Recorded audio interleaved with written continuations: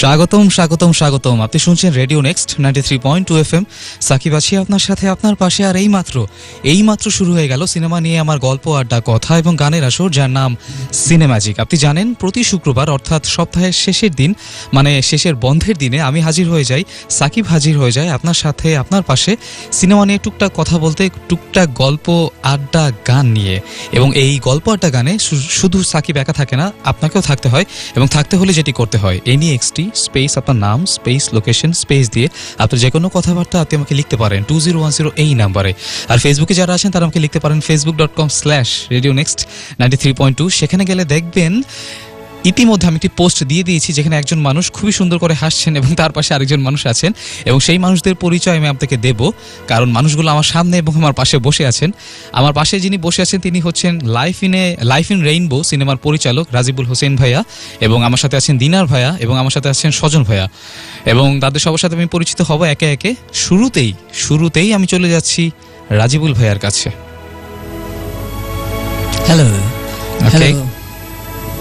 Hello, সবাই একটু hello বলি। আচ্ছা, ওকে।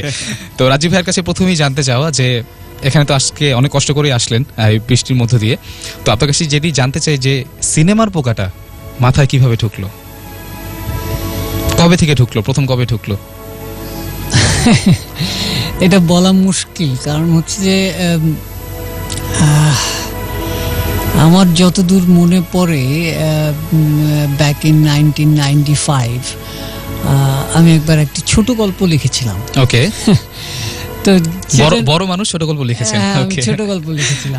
তো সেটা নিয়ে আমার প্রথম মনে হলো যে এটা একটা সিনেমা করা উচিত। আচ্ছা। বাট সেই সময়টায়, এবং এটাও কাজ করেছে যে আসলে আমি কি প্রস্তুত সিনেমা করার জন্য। আচ্ছা, একটু ভয় ছিল আর অনেক কিছু ছিল। সবে ইন্টারমিডিয়েট পাস করেছি এই সময়টায়। আচ্ছা। তো সিনেমা বানাবো, কিন্তু সিনেমা বানানোর জন্য তো পড়াশোনা তো করা দরকার, জানা দরকার। তো এরপরেই বেসিক্যালি যাত্রাটা শুরু। তো আমি চিন্তা করলাম যে সিনেমা নিয়ে পড়া যায়। বাংলাদেশে তখন সিনেমার কোনো ইউনিভার্সিটি ছিল না, কোনো ইনস্টিটিউটও ওইভাবে ছিল না। বাইরে সিনেমা নিয়ে পড়তে গেলে which is very expensive during, এখনো। আর স্কলারশিপ এটা একটা সময় সাপেক্ষ ব্যাপার ছিল। I tried because during that time আমি FTA গিয়েছিলাম খবর নেওয়ার জন্য কি অবস্থায়, কারণ FTA আমি যতদূর জানতাম যে 2টি করে স্কলারশিপ ইয়ারলি দিত, এখনো দিচ্ছে। কিন্তু দুর্ভাগ্যবশত সেই সময়টায়, মানে আমাদের সেই সময়টায় ওদের স্কলারশিপ বন্ধ ছিল। আমাদের এখানে কাছাকাছি যেটা ছিল, যে আমি কারিকুলামগুলো যখন ফলো করলাম তখন দেখলাম যে জাহাঙ্গীরনগর ইউনিভার্সিটির ড্রামা ডিপার্টমেন্ট, নাট্যতত্ত্ব বিভাগের কারিকুলামে সিনেমা আছে, যেটা আমার ভার্সিটি। এবং আপনারা ঠিক শুনছেন যে তিনি আমার ভার্সিটি বড় ভাই। ওকে। সো এরপরে আমি মনে করলাম যে ঠিক আছে, জাহাঙ্গীরনগরে ভর্তি হব, এবং জাহাঙ্গীরনগরে ভর্তি হয়ে গেলাম। চান্স পেয়ে গেলাম এবং প্যারালালি আসলে সিনেমা নিয়ে বিভিন্ন ছোটখাটো কোর্স যেগুলো আছে, অ্যাভেলেবেল কোর্সগুলো, সিনেমাটোগ্রাফির কোর্স, ডিরেকশনের, স্ক্রিন রাইটিং এর। So it was a long journey. মানে আমি বলবো যে সিনেমা নিয়ে আমি ভাবনা শুরু করেছি আর সিনেমা বানানো শুরু করেছি, এর ভেতরে আমার একটা 10 বছরের একাডেমিক প্রিপারেশন ছিল। আচ্ছা। মানে অর্থাৎ আপনার সবকিছুই মানে প্রি প্ল্যান করা, যে আমি প্ল্যান করে করব, যে একটু প্রিপারেশন নিয়ে করব। ডেফিনেটলি আমার ক্যালকুলেশনটা ছিল হচ্ছে যে লাইক ছোটবেলা থেকে সবসময় আমাকে বলতো যে you have to be unique. Okay. In which way? Like আপনি যদি বাংলাদেশের লিটারেচারের কথা দেখেন, ওখানে অনেক ইউনিক রাইটার অবশ্যই, এবং একজন মানে আরেকজনের থেকে একদম সম্পূর্ণই আলাদা, একদম আলাদা। হ্যাঁ, আপনি যদি মিউজিকের দিকে দেখেন, গানেও আপনি অনেক ইউনিক ট্যালেন্ট পাবেন। আপনি যদি পেইন্টিংস এর দিকে দেখেন, সেখানেও অনেক ইউনিক ট্যালেন্ট পাবেন। অবশ্যই। কিন্তু আমি খেয়াল করে দেখলাম সিনেমার জায়গাটা পুরো ফাঁকা আছে। একদম ফাঁকা মাঠে গোল দেওয়াটা সহজ। সো তো এই সহজ কাজ করার জন্য আমাদের রাজিবুল হোসেন এখন সিনেমার প্রতি আগ্রহী। হ্যাঁ, মানে আমার আরেকটা ছিল যে শুরুতেই আসলে ধামাকা কিছু করতে হবে। অবশ্যই এই জায়গা থেকে ওই আমি মাস্টার্স পাস করেছি, করে তারপরেও বেশ কিছুদিন টেলিভিশনে কাজ করলাম। তারপরে ঠিক করলাম যে now it's time to make my film. কিন্তু ফিল্ম লাইক 35 ফরম্যাটের ফিল্ম ইজ ভেরি এক্সপেন্সিভ, কিন্তু অনেক ব্যয়বহুল। সেই জায়গা থেকে কিভাবে আসলে আমরা ছবি বানাবো, জি জি জি, তো তখন আমার কাছে মনে হলো যে why not digital technology, because it's less expensive এবং it gives us more freedom, মানে আমাদেরকে অনেক স্বাধীনতা দেয়। তো সেই জায়গা থেকে প্রথম ছবিটি স্টার্ট করেছিলাম 2005 সালে।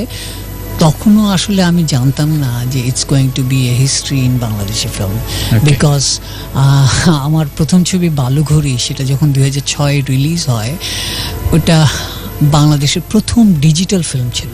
ওকে, অ্যান্ড মানে সেই সময়টা জানতাম না, পরে আমি জেনেছি এবং বিভিন্ন গবেষণা বইগুলো এবং বিভিন্নভাবে কোটেড হয়েছে যে বাংলাদেশের প্রথম ডিজিটাল ছবি।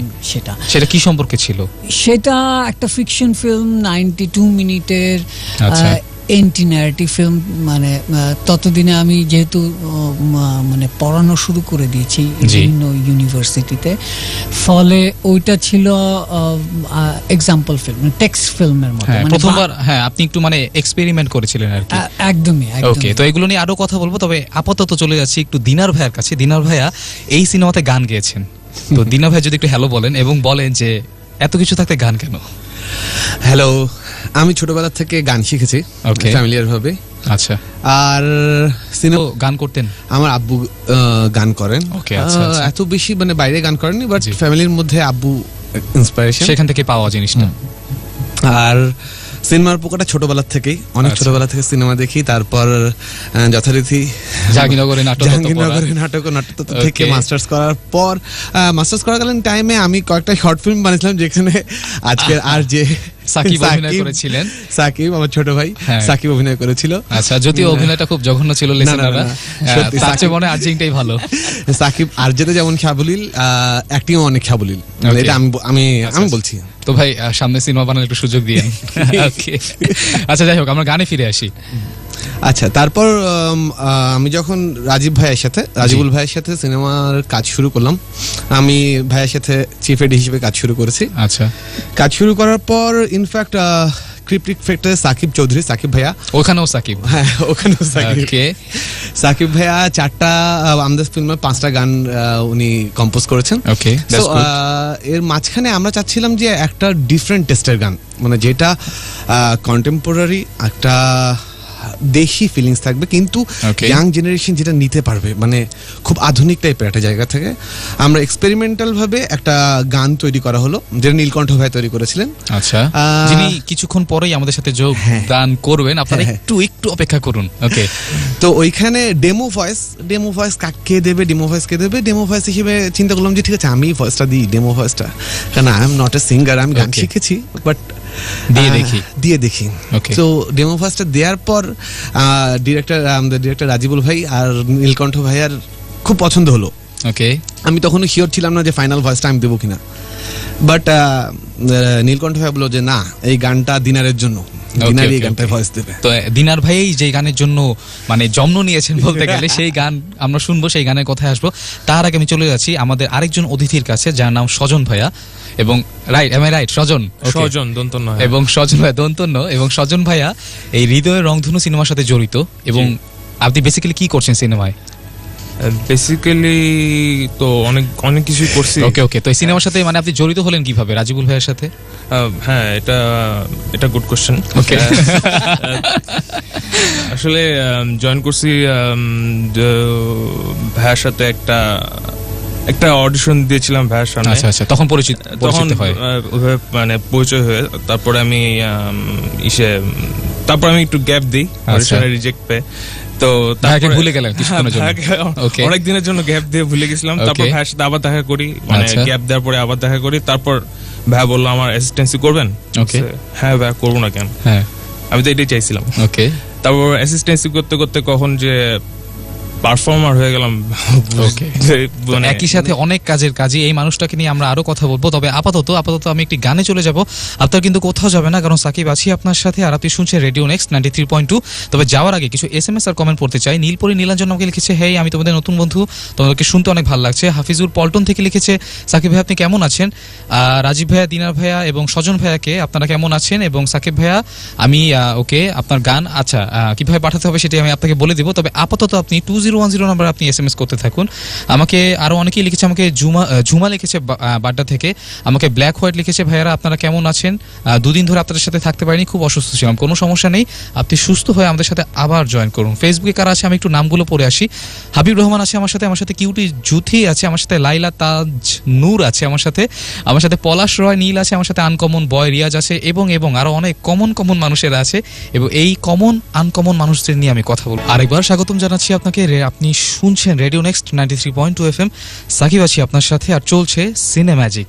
আপনি জানেন সিনেম্যাজিকে আমরা সিনেমা নিয়েই কথাবার্তা বলি, এবং আজকে সিনেমার সাথে জড়িত কিছু মানুষ আমার সাথে আছে, তাদের সাথে আমি আরো আড্ডা দেবো। তবে আড্ডা দেওয়ার আগে আমি আপনার কথাগুলো একটু শুনতে চাই। যদি আপনি আমাকে লিখতে চান তো আপনি আমাকে লিখতে পারেন NEXT স্পেস আপনার নাম স্পেস লোকেশন স্পেস দিয়ে আপনার যে কোনো কথাবার্তা, নাম্বার একটাই 2010। আর ফেসবুকে যারা আছেন তারা আমাকে লিখতে পারেন facebook.com/radionext93.2, যেখানে ইতিমধ্যে আমাকে অনেকেই লিখেছেন। আদনান রহমান আমাকে লিখেছেন, অনেকদিন ধরে রাজিবুল স্যারের মুভির অপেক্ষায় ছিলাম এবং আশা করি এবার অপেক্ষা পূরণ হবে। আপনার কি বলার আছে রাজিবুল ভাইয়া? হ্যাঁ, একটু দীর্ঘদিন ভালো ছবি দেখতে হলে একটু অপেক্ষা। জি, এবং অনেক মনীষী আগেই বলে রেখেছেন সবুরে মাওয়া ফলে। ওকে, বোরহানুদ্দিন আছেন আমার সাথে মোহাম্মদ আহসান হাবিব আছেন আমার সাথে, আছেন আকলিম আক্তার মিম আছেন, হাই বলেছেন তিনি, আপনাকে হ্যালো বলছি। আমার সাথে অ্যানা মোহাম্মদপুর থেকে আছে। ওকে, রোজা রেখেছো কিনা? অবশ্যই আমি রোজা রেখেছি এবং রোজা রেখেই পক করছি। মীরা লিখেছি উত্তরা থেকে, হ্যালো হাই, লেট হয়ে গেল, so now I am coming. Okay, অনেক ধন্যবাদ, আপনি এসে জয়েন করেছেন এবং আশা করি শেষ পর্যন্ত আপনি আমার সাথেই থাকবেন। হাফিজুর পল্টন থেকে লিখেছেন আমার সাথে লাইলা তাজনুর আছেন আমার সাথে খিলগাঁও থেকে। রাজিবুল ভাইয়ের কাছে জানতে চেয়েছেন যে আপনারা নতুন শিল্পীদের সুযোগ দেন কিনা। এই ছবিটা তো পুরো নতুনদের নিয়ে একদম, সুতরাং আপনি আপনার উত্তর পেয়ে গিয়েছেন যে আমরা নতুনদের সুযোগ দেই এবং আশা করি আপনিও একদিন সুযোগ পাবেন। তো সরাসরি আমি এখন চলে যাচ্ছি রাজীব ভাইয়ের কাছে। এই সিনেমার অর্থাৎ এই যে হৃদয়ের রংধনু, এটার মানে প্লটটা কি আর কি একটু যদি আপনি আমাদের সাথে শেয়ার করেন, পুরোপুরি না, হালকা একটু সামারি, যদি একটু শর্ট সামারি একটু যদি শেয়ার করতেন। এটা 4 তরুণের নির্দেশ যাত্রার গল্প। 4 জন তরুণ, কোন তরুণী নেই? তরুণী আছে, ওকে, কিন্তু চিন্তার কোনো কারণে লিসেনাররা তরুণী আছেন। ওকে, তরুণী আছে, উনি বিদেশি, ওকে, সার্বিয়ান বিখ্যাত মডেল মিনা পেটকোভিচ। ওকে, তিনি অভিনয় করেছেন এই ছবিতে। আর আছেন মুহতাসিম স্বজন আমাদের সামনে আজকেও আছেন। আচ্ছা, হ্যালো ওয়ান্স अगेन। ওকে, আর কিং সাইমং মারমা এবং শামস কাদের। ওকে, এই 4 জনের গল্প, যাদেরকে আক্ষরিক অর্থে আমরা একটি নিরুদ্দেশ যাত্রা টিকিট দিয়েছি।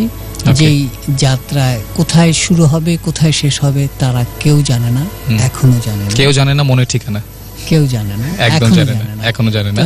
তার ভেতরে কি ঘটবে, অনেক কিছু ঘটবে, সেগুলোই আসলে এই ছবির গল্প। সেটাই এই ছবির গল্প। এবং যদি আপনি গল্প আরো জানতে চান তো আপনাকে যেটি করতে হবে, আপনাকে লিখতে হবে NEXT স্পেস আপনার নাম স্পেস লোকেশন স্পেস দিয়ে যে কোনো কথাবার্তা 2010-তে। আর ফেসবুকে যারা লিখতে চান facebook.com/radionext93.2। এবং সিনেমাটি মুক্তির পর অবশ্যই আপনাকে সিনেমাটি হলে গিয়ে দেখতে হবে।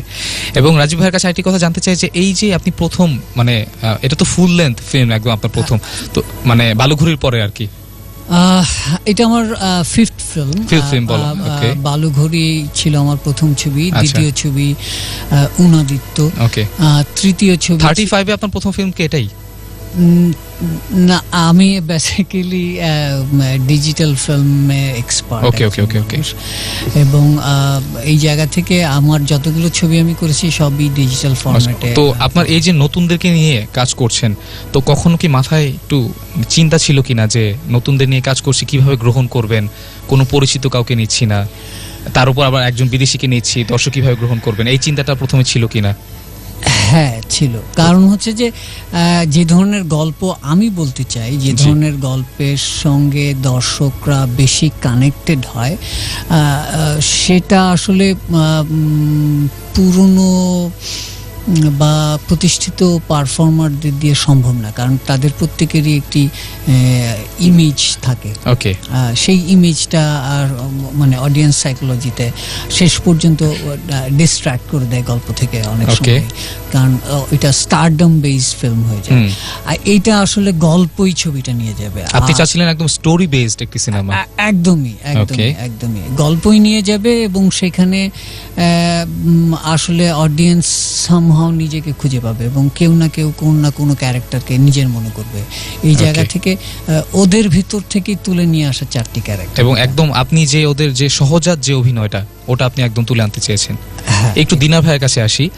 ভার্সিটির বড় ভাই হিসেবে নয়, একজন মানে অ্যাসিস্ট্যান্ট ডিরেক্টর হিসেবে আর কি, চিফ এডি হিসেবে রাজীব ভাইয়ের সাথে কাজ করার অভিজ্ঞতাটা কেমন? ভার্সিটির বড় ভাইয়ের ইয়াটা একটু বাদ দিয়ে বলছি একদম। বেসিক্যালি হচ্ছে আমাদের ফিল্মে একটু আগে সাকিব যে প্রশ্নটা করলো, সাকিব তো ওই প্রশ্নটা সবচেয়ে মজার কথা হচ্ছে নতুনদের নিয়ে কাজ করার যে জায়গাটা ছিল ওইটা একটা চ্যালেঞ্জ ছিল, বাট আমরা ফিল্মে আসলে 4জন ক্যারেক্টার খুঁজেছি, সেটাই 4টা ক্যারেক্টার, নট 4টা পারফর্মার। হ্যাঁ, এই জন্য আমরা অলমোস্ট 2,500 মানুষ থেকে 2,500 মানুষ অডিশন দিতে এসেছিল আমাদের কাছে। 2,500 থেকে 4জন পারফর্মার বের করেছি আমরা, যারা হচ্ছে আসলেই আমাদের গল্পের ক্যারেক্টার যেরকম তারা সেরকম লাইফ লিড করে। জি, সো আমাদের আসলে এক্সট্রা এফোর্টটা অনেক কমে গেছে, যে আমাদের গল্পটা যেরকম তারা যখন সেরকম লাইফ লিড করে, সেভাবে চিন্তা করে, সেভাবে কথা বলে, খায়, ঘুমায়। সো এই জায়গা থেকে আমরা অনেক মানে বেনিফিটেড হয়েছে। আর ভাইয়া মানে রাজিবুল ভাইয়া যখন আমি ভাইয়ের সাথে কাজ করা শুরু করলাম, আমি ঢুকে ভাইয়ার সাথে কাজ করার শুরুতেই শুনলাম যে এইটা, যে আমরা কোনো পুরাতন নেব না, নতুন। এবং সবচেয়ে মজার কথা যে যারা অ্যাক্টিং করছেন এখন পর্যন্ত তারা আমাদের পুরো স্টোরিটা জানেন না, ফিল্মের স্টোরিটা, মানে যারা অভিনয় করছেন পুরোটাই জানেন না। দিস ইজ ফার্স্ট টাইম যে আমরা বলছি এটাকে রিয়েলিটি ফিল্ম মেকিং। আমার খুব প্রিয় একজন পরিচালক আছেন যিনি এইভাবে কাজ করেন, তার নাম অনুরাগ কাশ্যপ, এবং তিনি তার আগলি সিনেমাতে তিনি নাকি স্ক্রিপ্ট বলেননি, এবং তিনি নাকি সেভাবে কাজ করেছেন, এবং সিনেমা মুক্তি পাওয়ার পরে সবাই দেখেছে যে ওকে, দ্যাট ওয়াজ দ্য ফিল্ম। হ্যাঁ, দিস শুড বি, কারণ আমরা যেটা চিন্তা করি, মানে আমাদের ডিরেক্টর রাজিবুল ভাই যেটা চিন্তা করেন, বা আমিও মানে একইভাবে আসলে প্রভাবান্বিত, যে একজন যদি স্ক্রিপ্টটা জেনে যায় আমার এই ডায়লগ দিতে হবে, আমাকে এইভাবে মুভ করতে হবে, এইভাবে হাত নাড়তে হবে, that is dead. Okay, that is already dead. হ্যাঁ, আমরা আমাদের পারফর্মারকে একটা নতুন এনভায়রনমেন্টে নিয়ে যাচ্ছি, একটা নতুন লোকেশন, একটা নতুন চ্যালেঞ্জ। ওকে, আপনারা এই লোকেশনে এই চ্যালেঞ্জে কিভাবে মানে এক্সপ্রেস করবেন, এবং এইসব নতুন লোকেশনে নিজেকে আবিষ্কার করাই তো শিল্প, আর্ট। হ্যাঁ, আর যেহেতু আমাদের গল্পর পিছনেও কাহিনী আছে, যে আমাদের গল্প কিন্তু মানে তথাকথিত কোনো ভালো রাইটারের খুব ভালো নোভেল না, নট দ্যাট। আমরা প্রথমে অডিয়েন্স স্টাডি করেছি, আমরা ইয়াং জেনারেশনদের নিয়ে, এখন পর্যন্ত ইয়াং জেনারেশনদের নিয়ে আমাদের দেশে তেমন কোনো ফিল্ম হয় না যেটা উল্লেখ করা যায়। সো আমাদের টার্গেট হচ্ছে 15 বছর বয়স থেকে 35 বছর বয়স, এই যে টাইমটা, এই টাইম মানুষ নিজেকে ইয়াং ভাবে। আমি বলছি না যে এর বাইরেও মানুষ ইয়াং ভাবে না, এর বাইরে অনেক মানুষ আছে যারা অনেক মেন্টালি অনেক ইয়াং। একদম, বয়স হচ্ছে কি মনের ব্যাপার। একদম। সো এই যে এনাদের এই ম্যাস পিপলকে স্টাডি করে আমরা দেখলাম যে আসলে তারা একটা গল্প চায় যেটা তাদের জন্য, ইয়াংদের জন্য, অ্যাডভেঞ্চারাস। সো আমরা অ্যাডভেঞ্চারাস পার্টটা নিয়েছি, আমরা ইয়াংদেরকে নিয়েছি, 4জন ফ্রেন্ড, তারা অ্যাডভেঞ্চারাস মোমেন্টে কিভাবে রিয়াক্ট করে এখনকার দিনে, এইগুলাকেই আসলে আমরা ক্যামেরা বন্দি করার চেষ্টা করছি, এই তো ক্যামেরা বন্দি করার চেষ্টা করছি। একটু স্বজন ভাইয়ের কাছে চলে আসি। এই প্রথম তো রাজীব ভাইয়ের সাথে কাজ করে নাকি, তো একদম প্রথম হিসেবে কাজ করার অভিজ্ঞতাটা কেমন, এবং নিজেকে কখনো মনে হয়েছে কিনা যে আমি তো একটু নতুন, তো আমার মানে কিভাবে নিবে দর্শক, একই সেম প্রশ্ন যে? হ্যাঁ, obviously first movie, first assistancy plus হচ্ছে অ্যাক্টিং, তারপর অভিনয়, মানে লিড 4টা ক্যারেক্টারের মধ্যে একজন। সো obviously অনেক টাফ চ্যালেঞ্জ ছিল আমার জন্য। তারপর আবার টাফ জায়গায় যে টাফ সিচুয়েশন এর মধ্যে পড়া, অর্থাৎ আপনার অবস্থা একদম রাফ এন্ড টাফ। এক্স্যাক্টলি। ওকে, দেন আর বললাম মানে আর বলা লাগবে না, ওকে বলেন, আরেকটু বলেন, কোনো সমস্যা নেই। বলছি মানে ফার্স্ট হিসেবে প্রথম আমি একটু সহজ করে দিই, প্রথম যেদিন ক্যামেরার সামনে দাঁড়ালেন কি মানে হাঁটু কাঁপছিল কিনা, অথবা হার্টবিট? যেদিন ফার্স্ট হাই বলি ক্যামেরার সামনে যে আমাদের ইন্টারভিউ নেওয়া ছিল সেদিন মানে মনে করেন যে হ্যাঁ অবভিয়াসলি আর্ট হলে আমার ন্যাচারাল কল চলে আসতো। ওকে আচ্ছা, এরপরে আস্তে আস্তে কিভাবে আস্তে আস্তে মানে কোয়ার্টিস্টদের সাথে আস্তে আস্তে মানে এক একটা সিন দিচ্ছে, একটা সিকোয়েন্স দিচ্ছে, একটা মানে এইভাবে করতে করতে এবং এই ক্ষেত্রে আপনার কি মনে হয় যে আপনার কো-আর্টিস্ট যারা তাদের ভূমিকাটা বেশি থাকে আপনাকে সহজ করতে নাকি আপনার ডিরেক্টর রাজীব ভাইয়া? অবভিয়াসলি ভাইয়া তো আছেই, তার সাথে মানে মিনা ছিল, শামস ভাই ছিল, কিং, সাইমং, মারমা ছিল। আচ্ছা আচ্ছা, এরা হচ্ছে মানে তারাও তো নতুন, আপনার মতোই নতুন, আমার মতোই নতুন, সো এই কারণে আর বেশি প্রবলেম হয়নি। সো তারাও জানে না কি হচ্ছে, আমিও জানি না, সো না জেনেই থাকি বেটার। আমি আমার মতো অভিনয় করে যাই, আমার মতো কাজ করে যে সবাই সবার সাথে সবাই তো করতেছে। মানে এখানে যেটা ও স্বজন ভাই যেটা পজিটিভ জায়গাটা ছিল যে এখানে আসলে কারোর অভিনয়টা করা লাগে নাই। হ্যাঁ, অভিনয়টা করা লাগে নাই। এইটা হচ্ছে সিচুয়েশন যে আমরা একটা মানে একদম বিরান আইল্যান্ড দ্বীপের মধ্যে, বেসিক্যালি লিটারেলি আমরা একটা বাংলাদেশের একটা এমন একটা দ্বীপে গিয়েছিলাম যেখানে ইলেকট্রিসিটি নাই, খাওয়ার পানি নাই, ওয়াশরুম নাই, জায়গাটা কোথায়, থাকার জায়গা নাই, আমরা টেন্টে ছিলাম। জায়গাটা বলবো, বলা যাবে? আচ্ছা, ডিরেক্টর যদি বলতে না চান কোনো সমস্যা নেই, ডিরেক্টর মিডিয়া, কোনো সমস্যা নেই। এটা আসলে সত্যিকার অর্থে একটি জলদস্যু। ওকে, খুব কম মানুষ এখানে যায়, টুরিস্টরা ওখানে যায় না। আচ্ছা আচ্ছা, এবং ফলে বাট লোকেশন হিসেবে খুবই অসাধারণ। আমরা লোকেশন কম্প্রোমাইজ করতে চাই, ওকে, যে কারণে আমরা ওইখানেই শুট করেছি। এছাড়াও আমাদের আরো অনেক, যেহেতু এটা বাংলাদেশের প্রথম অ্যাডভেঞ্চার ফিল্ম, অবশ্যই সেই কারণে আমরা চেয়েছি যে অ্যাডভেঞ্চারাস ম্যাটেরিয়ালগুলো, এবং যারা ইয়াং জেনারেশন আছেন তারা কিন্তু মেইনলি মানে বেসিক্যালি মানে অ্যাডভেঞ্চারাস জিনিসগুলো একটু পছন্দ করেন। এবং আপনারা বলেছেন আপনারা স্টাডি করেছেন যে 15 থেকে 35 কি চায়, তো সেই ক্ষেত্রে আপনার হয়তো মানে এই দ্বীপটা মানে আকর্ষণ করেছিল। এইটা খুব না, শুধু দ্বীপটার কথাই বা কেন বলি, এছাড়াও আমাদের এখানে যেমন এই ছবিতেই বাংলাদেশে প্রথম সার্ফিং আছে, যেটা বাংলাদেশে অনেকেই জানে না যে বাংলাদেশে সার্ফিং সম্ভব। আমরা দেখিয়েছি প্যারাসেলিং করতে, যেটা কেউ জানে না যে বাংলাদেশে প্যারাসেলিং সম্ভব।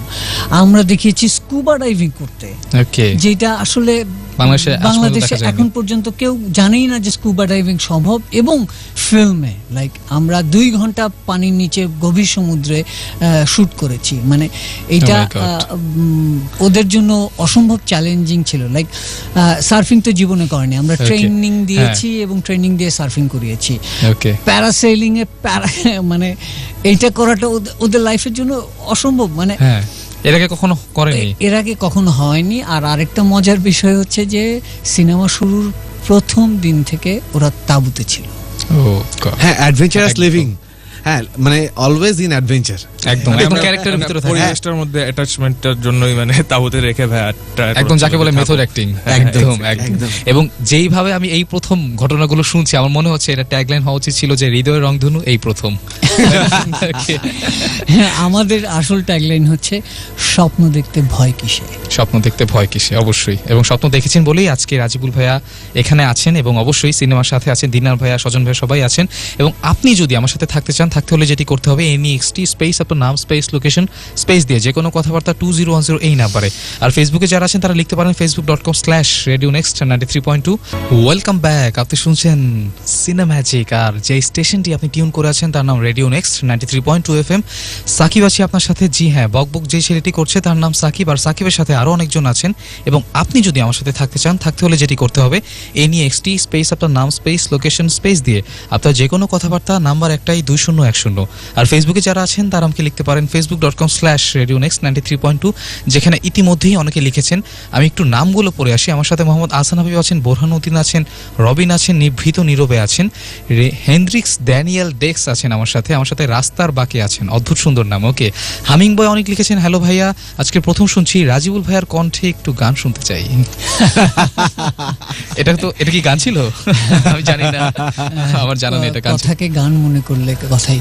আচ্ছা আচ্ছা আচ্ছা, তো আমরা চেষ্টা করবো ভাই, আপনি আমাদের শেষ পর্যন্ত থাকুন, আমাদের শো শেষ পর্যন্ত, দেখা যাক আমরা রাজীব ভাইয়ের গলা থেকে গান বের করতে পারি কিনা।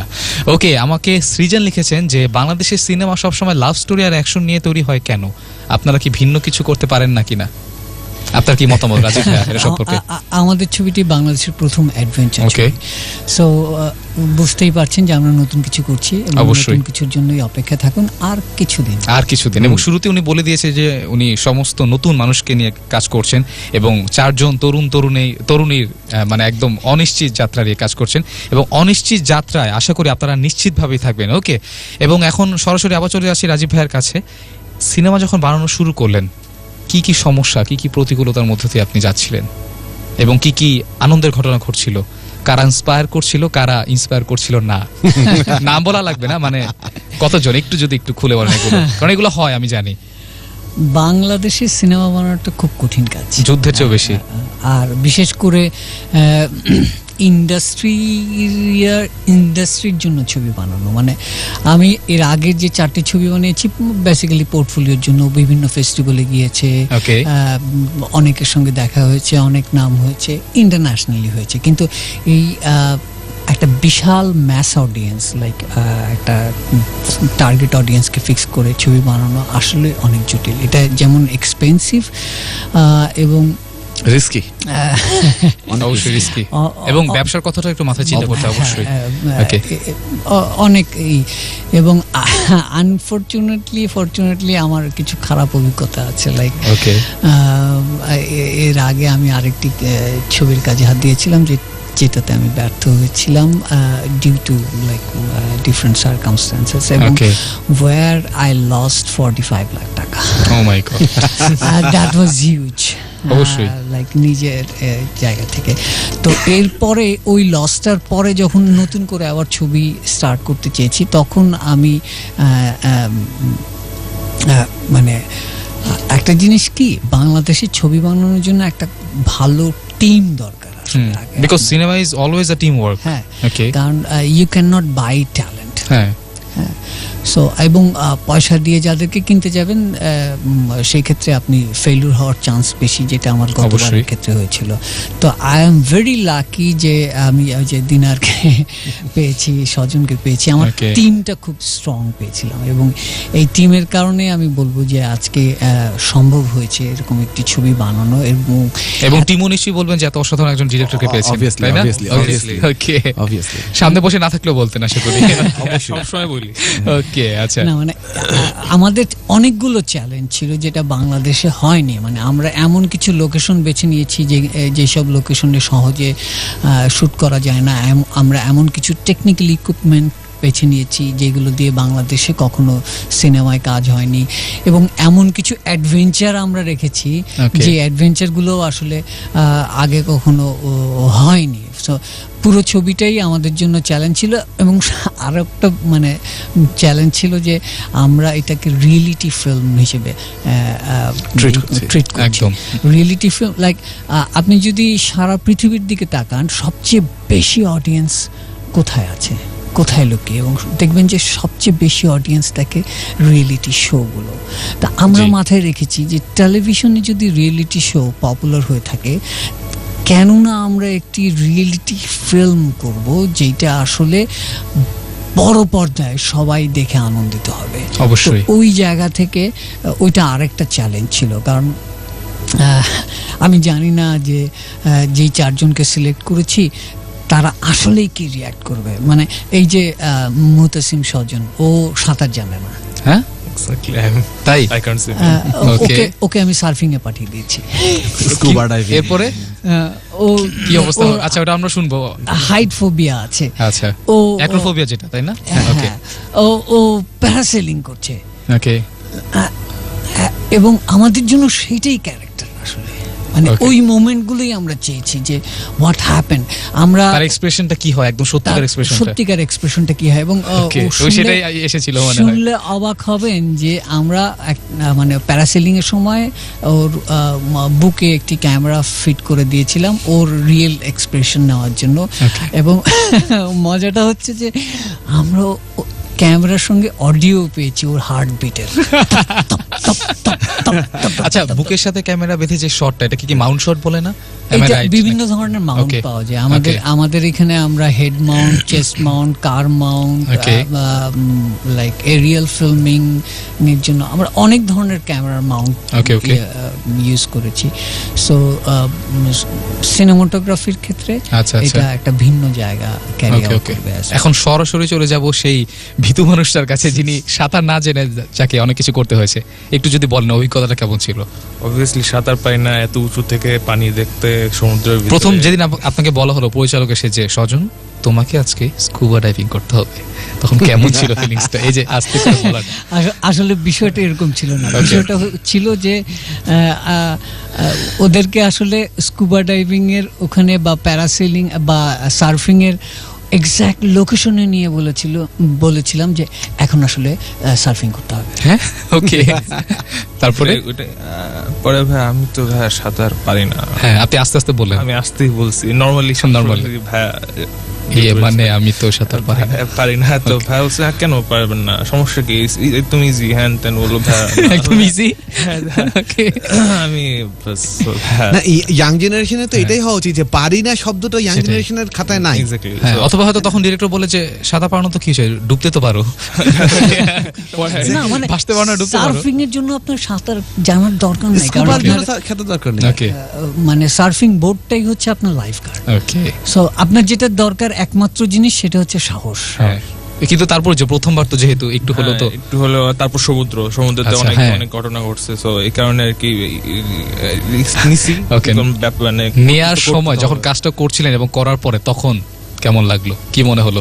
বিশ্বাস হচ্ছিল যে আমি করলাম এটা? আমি না মানে সত্যি কথা বলতে আমি মানে স্পিচলেস হয়ে গেছিলাম সিরিয়াসলি যখন প্যারাসেলিং এর কথাটা বলি। ওকে, প্যারাসেলিং এ যেটা হয়েছিল যে সবকিছু রেডি, হ্যাঁ লাগাইছে, কিন্তু যখন আমাকে টান দিবে মানে উড়াবে তখন আমাকে মানে বলেই না যে টান দিবে। হ্যাঁ, স্বাভাবিক ওই সময় স্বাভাবিক হার্টবিট হওয়াটা, হার্টবিটটা ক্যামেরার ভিতরে মানে অডিও পর্যন্ত গেছে, বুঝতে পারছেন? ওই ধপ করে টান দেওয়াটা মানে মানে বুক থেকে মানে একদম বুকটা ছিঁড়ে নিয়ে গেল। ওকে, এমন অবস্থা। তো তারপর আবার নিচে নামায়, আবার উপরে উঠায়। ওকে ওকে, আমি আল্লাহর নাম নিচ্ছি, মনে মনে আল্লাহর নাম নিচ্ছি, আল্লাহ বাঁচাও, না হলে আরেকখানে ওটা ওকে ওকে, ওই সময় ওই ফিলিংসটাই হচ্ছিল। ওকে ওকে, তো এই উপরে ওঠানামার গল্প আমরা আরো শুনবো, তবে তার আগে আমি একটু গানে চলে যাবো। এবং গানে যাওয়ার আগে যেটি বলতে চাই, আপনি আমাকে লিখতে পারেন NEXT স্পেস আপনার নাম স্পেস লোকেশন স্পেস দিয়ে যে কোনো কথাবার্তা, নাম্বার একটাই 2010। আর ফেসবুকে যারা আছেন তারা লিখতে পারেন facebook.com/radionext93.2। আমাকে SMS করেছে রকস্টার স্বপ্নে, লিখেছে মালিবাগ থেকে, আজকে শরীরটা ভীষণ খারাপ, দোয়া করবেন, আপনার শোয়ের জন্য শুভকামনা অবশ্যই, এবং আমি আপনার জন্য মানে আপনি যাতে সুস্থ হয়ে যান এর জন্য দোয়া করছি। সুজন লিখেছে মুন্সিগঞ্জ থেকে, হ্যালো রাজীব ভাই, আপনি কেমন আছেন? আমি আপনাকে আপনার প্রোগ্রাম শুনছি, অনেক ভালো লাগছে প্রোগ্রাম শুনতে। ওকে, প্লিজ আমার কথা বলবেন, অবশ্যই আপনার কথা বলে দিয়েছি। আরেকবার স্বাগতম জানাচ্ছি আপনাকে, আপনি শুনছেন রেডিও নেক্সট 93.2 FM, সাকিব আছি আপনার সাথে, আর চলছে সিনেমা নিয়ে আমার গল্প আড্ডা, কথা এবং গানের আসর, যার নাম সিনেম্যাজিক। জি হ্যাঁ, এবং আপনি যদি এই সিনেম্যাজিকে থাকতে চান আপনাকে যেটি করতে হবে NEXT স্পেস আপনার নাম স্পেস লোকেশন স্পেস দিয়ে আপনার যে কোনো কথাবার্তা, নাম্বার একটাই 2010। অন্য নম্বরে যদি পাঠান তার দায়িত্ব আমি নেব না। আর ফেসবুকে যদি আপনি লিখতে চান আপনি লিখতে পারেন facebook.com/radionext93.2। এখানে ইতিমধ্যেই অনেকে কমেন্ট করেছেন। আমার সাথে আছেন রাইসা রহমান, মামা we are listening from you from Melbourne, I am so proud of you. Thank you. তার সম্পর্কে যদি একটু বলেন। রাইসা আমার ভাগ্নি, মেলবোর্নে আছে। আচ্ছা, ওরা ওখান থেকে শুনছে। আচ্ছা, মামার কাছে খুব বড় fan. Definitely they are teen. Okay, এবং এই কারণে সম্ভবত এই যে এই সিনেমার প্রতি তারা বেশি আগ্রহী। এক্স্যাক্টলি। ওকে ওকে, আমার সাথে আরো অনেকেই আছেন, আর কে চয়ন সরকার আছেন, আমার সাথে আছেন রাস্তার বাকে, ভাইয়া ঈদে তোমাদের নিউ কোনো মুভি? ওকে, আমাদের কোনো নিউ মুভি নেই, তবে যারা নিউ মুভি বানাচ্ছেন তারা অবশ্যই আসবেন এবং আমরা সেগুলো সম্পর্কে আপনাকে আপডেট কিন্তু দিতে থাকবো। আমার সাথে আরো অনেকেই আছেন, আর যে চয়ন সরকার আছেন, আমার সাথে মোহাম্মদ জাহিদ হাসান শাকিল আছেন, আমার সাথে রাস্তার বাকে আছেন। ভাইয়া তোমাকে প্রতিবারই শুনি, কিন্তু আজকে প্রথম SMS করলাম। ওকে, অনেক ধন্যবাদ, আমি অনেক খুশি হলাম আপনার কমেন্ট পেয়ে। আমার সাথে কারা কারা SMS এ আছেন আমি একটু দেখতে চাই। আমার সাথে লাইলা তাজনুর আছেন খিলগাঁও থেকে, চমৎকার একটি আবহাওয়া, বৃষ্টি হচ্ছে, আপনাদের শুনতে খুব ভালো লাগছে। সাকিব ভাই যদি একটু সম্ভব হয় অরিজিৎ সিং এর একটি গান। ওকে, আমি অরিজিৎ সিং এর গান আজকে বাজিয়ে দিয়েছি, তারপরও যদি আমার প্লেলিস্টে থাকে বেজে যাবে। নীলপুরি নীলঞ্জনা লিখেছেন, হেই আমি তোমাদের নতুন বন্ধু, তোমাদের শুনতে অনেক ভালো লাগছে, অনেক ধন্যবাদ। ওকে, আমার সাথে আর কে আছেন? সুজন আসেন মুন্সিগঞ্জ থেকে। প্লিজ ভাইয়া আমার এসএমএসটা পড়েন। ওকে, আমি পড়ে দিয়েছি ইতিমধ্যে এবং আপনার কথা আমি শুনে ফেলেছি। ওকে, যাই হোক, এবার আবারও চলে যাচ্ছি আমার গেস্টদের কাছে। এই সিনেমার গান আমি শুনেছি একটু স্পেশাল, আপনি যদি সেই স্পেশাল জিনিস নিয়ে একটু স্পেশালি কিছু বলেন। আমাদের ছবিতে মোট 6টি গান আছে, এর ভিতরে 5টি গান করছেন সাকিব চৌধুরী এবং ফারহান সামাদ, আর একটি গান নীলকণ্ঠ, তো যিনি আজকে এখন অনুপস্থিত। এই 6টি গান 6 রকমের। আমি একটু স্পেসিফিক করে বলতে চাই। তো সাকিব ভাইয়ের যে 5টি গান সাকিব ভাই করছেন, সাকিব ভাই তো ক্রিপ্টিক ফেডের জন্য, সাকিব ভাই সবাই চিনেন। এছাড়াও উনি আর আমি একই সাথে অ্যাডভার্টাইজিং এজেন্সিতে ছিলাম একটা সময়, এবং আমাদের খুব কানেকশনটা খুব ভালো, এবং we do understand each other. ওই জায়গা থেকে আমাদের একটি গান আছে বাংলাদেশ, আচ্ছা, আমার বাংলাদেশ কান্ট্রি সং, একটি প্যাট্রিয়টিক সং। একটি গান আছে হিপ হপ ড্যান্সের জন্য, একটি গান আছে, সব ধরনের গানই তো আছে তার মানে। হ্যাঁ, একটু সাইকেডেলিক রক আছে, প্লাস একটু মেলোডিয়াস গান আছে।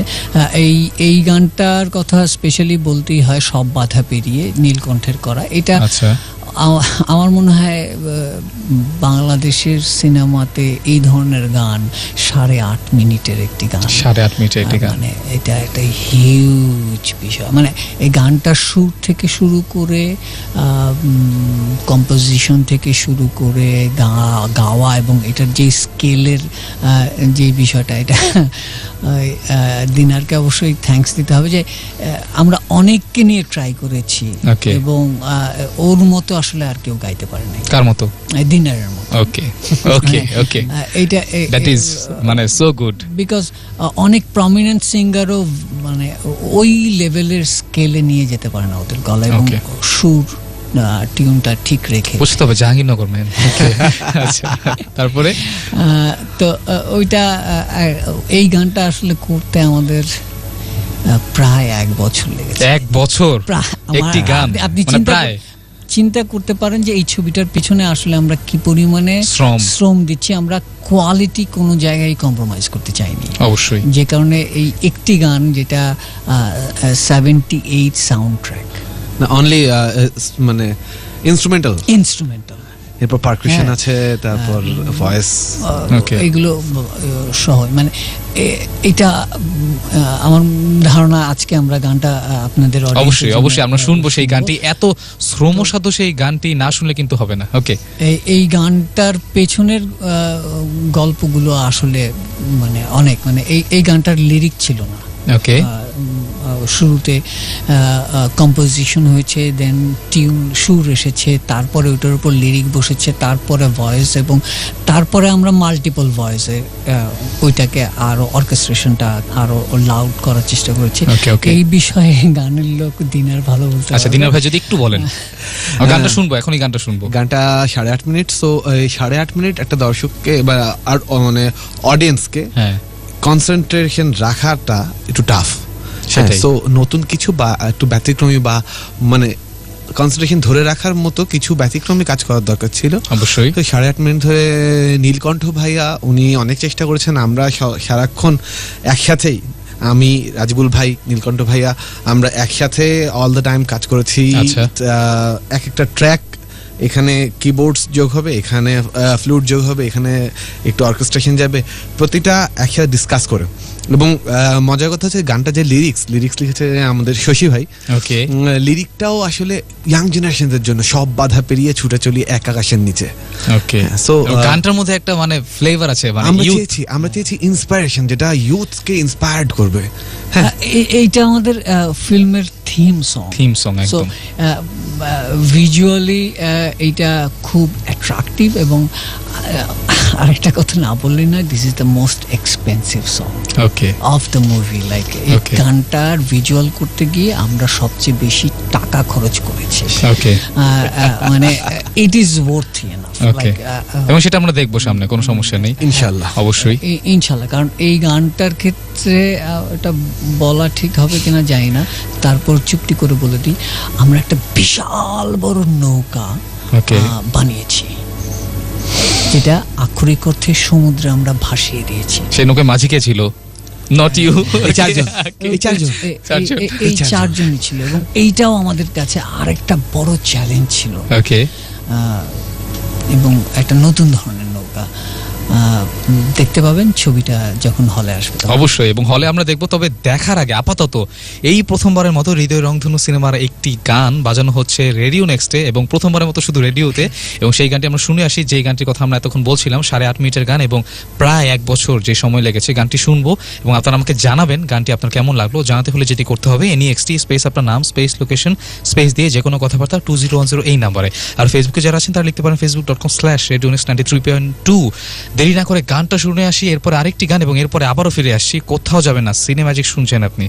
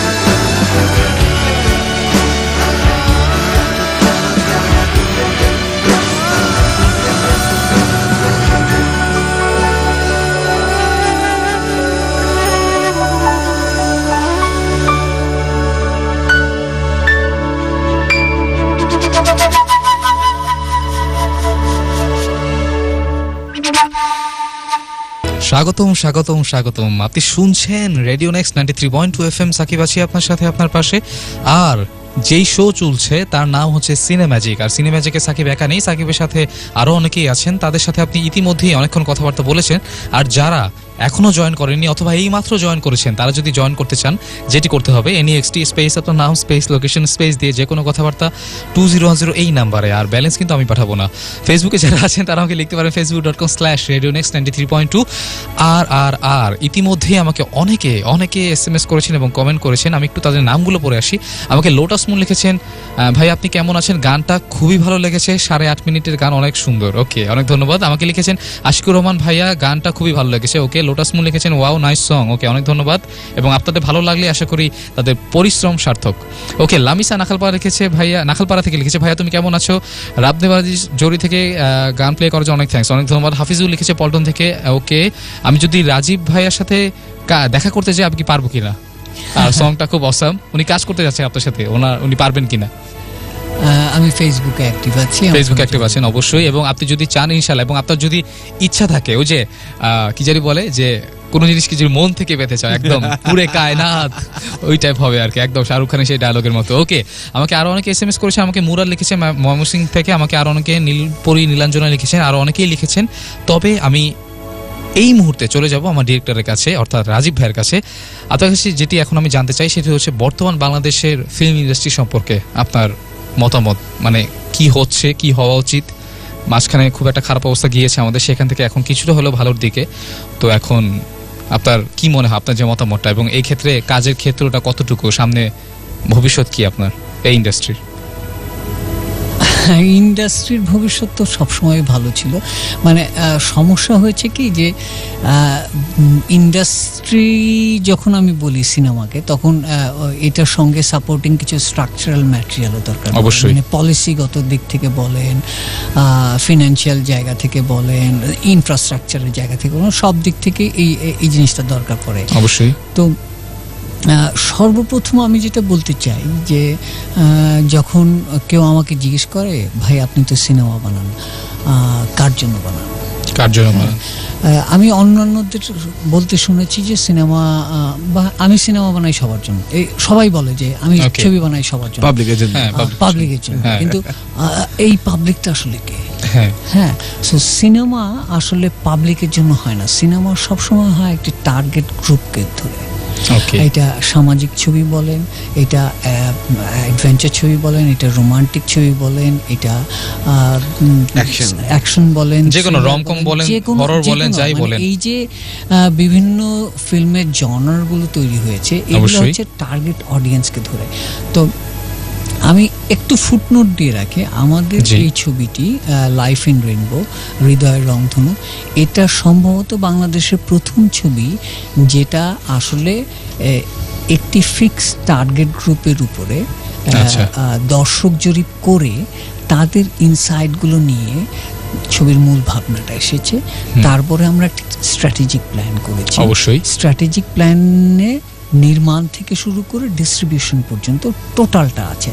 তারপরে আমরা নির্মাণ জায়গা থেকে গিয়েছি, অর্থাৎ হলিউড বলেন, বলিউড বলেন, বা ইউরোপিয়ান ফিল্ম ইন্ডাস্ট্রি বলেন, যেখানেই বলেন না কেন, ইন্ডাস্ট্রির দাঁড় হয় আসলে স্ট্র্যাটেজিক প্ল্যানের উপর।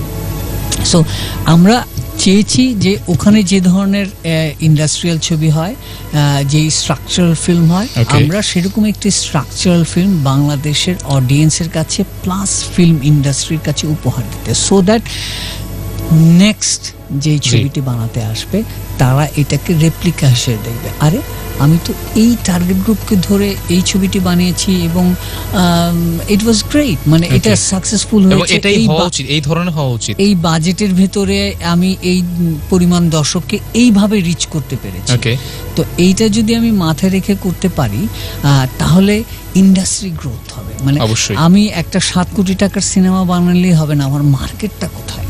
আমি একটি 10 কোটি টাকার সিনেমা বানালেই হবে না, আমার মার্কেটটা কোথায়? এবং সিনেমার ভিতরে গল্প আছে কিনা সেটাও দেখতে হবে। হ্যাঁ, মানে গল্প তো বাই ডিফল্ট ভালো করতেই হবে, কিন্তু ওই যে দর্শক শ্রেণী, তার রুচিকে, তার টেস্টকে, এবং তার ভেতরে নতুন একটা ইন্সপিরেশন, নতুন একটা কিছু দেওয়ার জন্য আসলে এই ছবির পরিকল্পনা করা উচিত। আর অবশ্যই মোদ্দা কথা, আমাদের এখানে বাংলাদেশি যে ছবিগুলো হয় সেগুলো হয় ডিরেক্টরস ফিল্ম, অর্থাৎ নির্মাতাই সর্বা থাকে। নির্মাতাই ইনভেস্টর জোগাড় করে, নির্মাতাই পারফর্মার জোগাড় করে, নির্মাতাই গল্প ঠিক করে। কিন্তু বাইরের ছবি, ইন্ডাস্ট্রিয়াল ফিল্মগুলো দেখবেন যে প্রডিউসার্স ফিল্ম হয়, অর্থাৎ producer as a business planner, সে ইনিশিয়েটিভ নিয়ে গল্প ঠিক করে, ডিরেক্টর হায়ার করে, মার্কেটিং স্ট্র্যাটেজি ঠিক করে, দেন সেটাকে অডিয়েন্সের কাছে নিয়ে আসে। আমাদের এখানে আসলে প্রডিউসার্স ফিল্ম বাড়ানো উচিত, তাহলেই ইন্ডাস্ট্রি আরো বড় হবে, এক্সপ্যান্ড করবে। ওকে, আচ্ছা, একজন নতুন হিসেবে আমি যদি একটু সজন ভাইয়ের কাছে জানতে চাই, আপনার কি মনে হয়েছে বাংলাদেশের ফিল্ম ইন্ডাস্ট্রি মানে সমস্যাটা মেইনলি কোথায় এবং কি করলে জিনিসটা একটু ঠিক হবে? অনেক ডিফিকাল্ট কোশ্চেন। আপনি যতটুকু বোঝেন আমি চাচ্ছি সেটাই, মানে একটু আমি, কারণ আমি একদম অভিজ্ঞ মানুষের কাছ থেকে শুনলাম এবং আমি এখন একদম নবীন মানুষের কাছ থেকে একটু শুনতে যাচ্ছি তার কি ধারণা। সে সোজা কথা, আপনি মোটা দাগে বলতে পারেন যে আমার মনে হচ্ছে এটা, আপনার কি মনে হয়? সত্যি কথা বলতে যেটা বাংলাদেশে দর্শককে হলে নিয়ে আসার মতো সিনেমা এখনো পর্যন্ত, মানে এখন হালকা পাতলা হচ্ছে, ওভাবে হচ্ছে না। সেটাই, সো দর্শককে মানে ইন্ডাস্ট্রি চালাইতে গেলে অবভিয়াসলি তার প্রোডাকশনটা ভালো হইতে হয়। অবশ্যই। সো আমাদের এখানে প্রোডাকশনটা ভালো নাই, সো এই কারণে আমাদের থিংটা একটু এক্সপ্লোর করতে হবে। আমার মনে হয় ওইটা করতে পারলে আমাদের মানে যারা ডিরেক্টর আছেন বা আসবেন বা ভবিষ্যতে করবেন, মুভি বানাবেন। তবে আপনার কথায় যে জিনিসটা দেখা গেল যে দায়িত্ব কিন্তু শুধুমাত্র ডিরেক্টরদের নয়, যারা দর্শক আছেন তাদের দায়িত্ব সম্পর্কে আপনি কি বলবেন? তাদের ডিউটি কোনটা? অবশ্যই হলে আসা, অবভিয়াসলি হলে এসে আমাদের মানে নতুন নতুন ডিরেক্টরদের ইন্সপিরেশন জাগানো। অবভিয়াসলি হলে যদি দর্শকদের জন্য মুভি বানানো হচ্ছে, হলে যদি দর্শকরা নাই থাকে তাহলে মুভি বানাবো কাদের জন্য? এবং এই ক্ষেত্রে তারা আবার অভিযোগ করেন যে হলে দেখার মতো পরিবেশ নেই, সেই সম্পর্কে আপনি কি বলবেন? ভালো ভালো হল হচ্ছে, ওকে, সেটা কি পর্যাপ্ত কিনা? পর্যাপ্ত না, বাট হ্যাঁ আমরা অবশ্যই করব। একটু যদি দিনার ভাই যদি একটু ছোট করে বলেন। যে কোনো ফিল্ম ইন্ডাস্ট্রিটাই শুরু থেকে কিন্তু ধাক্কা খায়। আমরা পার্শ্ববর্তী দেশ বলিউডে দেখলেও দেখতে পাবো যে 90s 80s 90s এর দিকেও কিন্তু এই বাংলাদেশে যে সমস্যাটা ছিল, এরকম কিছু সমস্যা ছিল। আমাদের পাস্ট ফিল্ম ইন্ডাস্ট্রিতে কিন্তু অনেক ভালো ছিল আমাদের দেশে। হ্যাঁ, আমাদের 70-80 দশক গোল্ডেন। সালমান শাহ ছিল, আমাদের অনেকেই ছিল। হ্যাঁ, বাট মাঝখানে এই যে মানে গ্যাপটা তৈরি হয়েছে, এটা পূরণ করতে কিন্তু এখন অনেক নতুন নতুন ডিরেক্টররা আসছেন, তারা নতুন নতুন চেষ্টা করছেন দর্শককে হলে আনার জন্য। আর মানে দর্শক, সব শ্রেণীর দর্শক যদি হলে না যান তাহলে কিন্তু হলের পরিবেশটা ঠিক হবে না। হ্যাঁ, আমরা একজন আরেকজনের উপর দোষ দিয়ে হলের পরিবেশ ভালো না, সিনেমা ভালো আসছে না, পরিচালক আবার দোষ দিবেন হলে আসে না, আর নায়ক দোষ দিবেন যে হ্যাঁ এটা ভালো কাহিনী পাই না, স্ক্রিপ্ট একজন মানে একজন, সবাই আমরা দোষারোপ করছি, বাট সলিউশন কেউ করছি না। যখন দর্শক যখন আপনারা দেখছেন যে ভালো সিনেমা তৈরি করার চেষ্টা চলছে, আমরা চেষ্টা করছি আপনাদেরকে ভালো কিছু উপহার দেওয়ার জন্য, অবশ্যই বিশ্বমানের চলচ্চিত্র উপহার দেওয়ার জন্য। নট অনলি, একটু আগে একজন এসএমএস করেছিলেন যে লাভ অ্যাকশন ছাড়া মুভি কি হয় না? হ্যাঁ, লাভ অ্যাকশন ছাড়া মুভির জন্য আমাদের মার্কেটটা দরকার। আপনি যদি আজকে প্রমিস করেন যে আপনি সিনেমা দেখতে যাবেন, আমাদের সিনেমা দেখবেন, নতুন ভালো সিনেমা দেখবেন, তাহলে অবশ্যই লাভ অ্যাকশন বাইরেও, অবশ্যই লাভ অ্যাকশনের দর্শকও আছেন, বাট এর বাইরেও যারা চাচ্ছেন তাদের জন্য সিনেমা হচ্ছে। সামনে ইনশাআল্লাহ আরো বেশি। আসলে সিনেমা আমার কাছে মনে হয় কি, মানে ইন্ডাস্ট্রি একটা ফুলের বাগানের মতো, এখানে সব ধরনের ফুল থাকবে, সব ধরনের, তেমনি অ্যাকশন থাকবে, রোমান্স থাকবে, থ্রিলার থাকবে, হরর থাকবে, আবার হৃদয় রংধনু থাকবে ইনশাআল্লাহ। অবশ্যই এটাই মানে হওয়া উচিত এবং সবাইকে দর্শকদের দেখা উচিত। সেটা সব টেস্টের মানুষের জন্য ফিল্ম তৈরি হচ্ছে। আপনারা আসেন, সিনেমা হলে আসেন। যেমন ঢাকা শহরে এখন কিন্তু অনেক ভালো ভালো সিনেমা আছে, সিনেমা হল আছে। প্রতিটা বিভাগীয় শহরে সিনেমা হল তৈরি হচ্ছে, ডিজিটাল সিনেমা হল তৈরি হচ্ছে, যেগুলোর price range, ticket price range একটু হাই, বিকজ অফ আপনার সিনেমা হলের মেইনটেনেন্স খরচ, পরিবেশটা মেইনটেইন করার জন্য। যে আপনি যেটা বলছেন যে পরিবেশ ভালো না, সেই হলে চাইতে একটু ভালো, যাতে আপনি, আমরা মিডল ক্লাস থেকে হায়ার ক্লাস মানুষজনও যাতে গিয়ে সিনেমা হলে গিয়ে সিনেমাটা উপভোগ করতে পারি, এই জন্য সিনেমা হল তৈরি হচ্ছে। আপনাদের জন্য যখন এত আয়োজন, আপনাদেরও পার্টিসিপেট করা উচিত। হ্যাঁ, অবশ্যই সেই আয়োজনে আপনি কেন আসবেন? আপনি যদি বিয়ের দাওয়াতে যেতে পারেন, বিয়ের দাওয়াতে এত আয়োজন, তো আপনি সিনেমার দাওয়াতে কেন আসবেন? অবশ্যই সিনেমা দেখতে আসুন। আপনারা দেখতে আসলে ওইটা আমাদের জন্য ইন্সপায়ারেশন আরো ভালো কিছু করার। ওকে ওকে, অবশ্যই।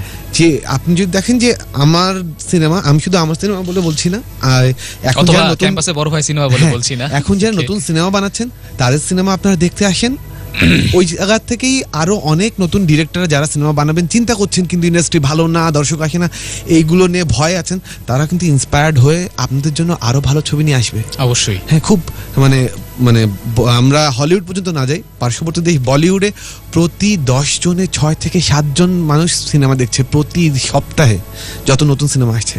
আপনারা পার্টিসিপেট করলেই আমরা আরো ভালো কিছু উপহার দিতে পারবো। অবশ্যই ইন্সপিরেশনটা করতে হবে। অবশ্যই। ওকে, আমরা প্রোগ্রামের কিন্তু একেবারে শেষের দিকে চলে এসেছি। তবে যাওয়ার আগে আমি একটু মানে আপনাদের কাছ থেকে ছোট্ট করে জানতে চাই, সেটি হচ্ছে নতুন যারা কাজ করতে আসছেন তাদের সম্পর্কে আপনাদের পরামর্শ অথবা উপদেশ, সাজেশন কিছু যদি মানে একদম ভাইয়ার মতো নতুন হোক, অথবা যারা প্রথম ডিরেক্টর হিসেবে নতুন হতে যাচ্ছেন, তারা কি ভয় পাবেন নাকি তারা অনেক কিছু তারা জানেন না, তো সেই ক্ষেত্রে তারা কি করতে পারেন, তাদের আত্মবিশ্বাসটা একটু জোগানোর জন্য আপনারা মানে যদি একটু কিছু বলেন, তিনজনই অল্প অল্প কথায়, খুব বেশি সময় নেই, অল্প কথায় একটু যদি বলেন।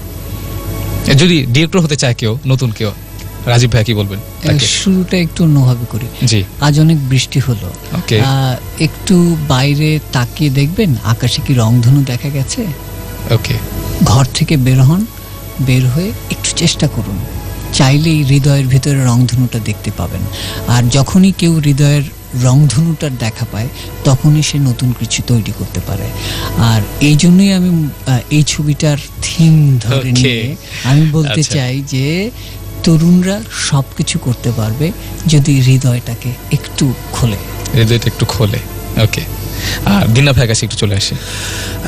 নতুন কিছু, নতুন অভিনয়, নতুন যারা অভিনয় আসতে চাচ্ছেন অথবা নতুন যারা ডিরেকশন, নতুন যারা গান গেতে চাচ্ছেন, একটু তো ব্যাকগ্রাউন্ড দরকার।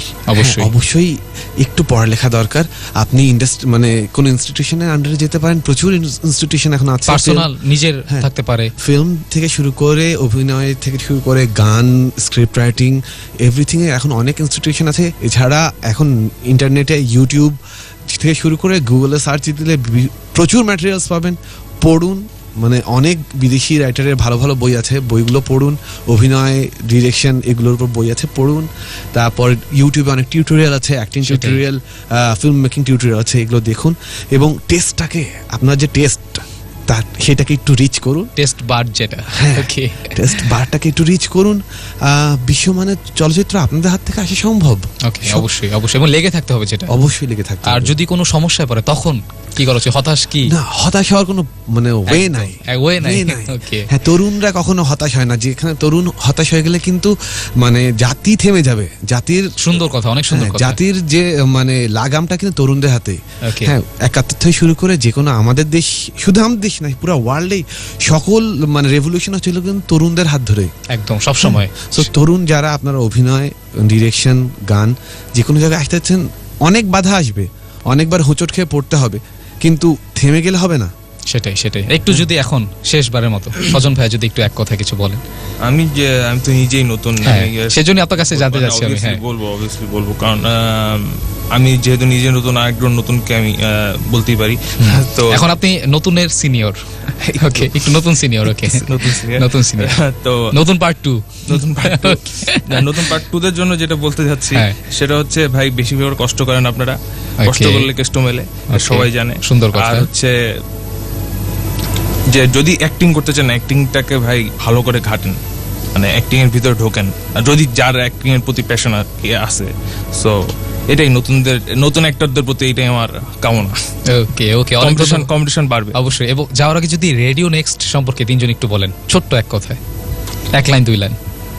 রেডিও নেক্সটকে ধন্যবাদ এবং সাকিবকে ধন্যবাদ আমাদেরকে এই অনুষ্ঠানে ম্যাজিক ঘটিয়ে দেওয়ার জন্য। ওকে, আমি জানি না কত আমি আশা করছি স্টুডিও থেকে বের হয়ে আমি আকাশের দিকে তাকাবো আর রংধনু দেখতে পাবো। ওকে, আচ্ছা, এবং শুভকামনা রইল। ওকে, দিনার ভাইয়া, সজন ভাই, রেডিও নেক্সট যে নেক্সট, আমরা এখন কথা বললাম নেক্সটদের নিয়ে, যারা আপকামিং, যারা তরুণ, অবশ্যই যারা নতুন রেডিও নেক্সট সেরকমই একটা ইন্সপিরেশন নিয়ে আরো সামনে এগিয়ে চলুক।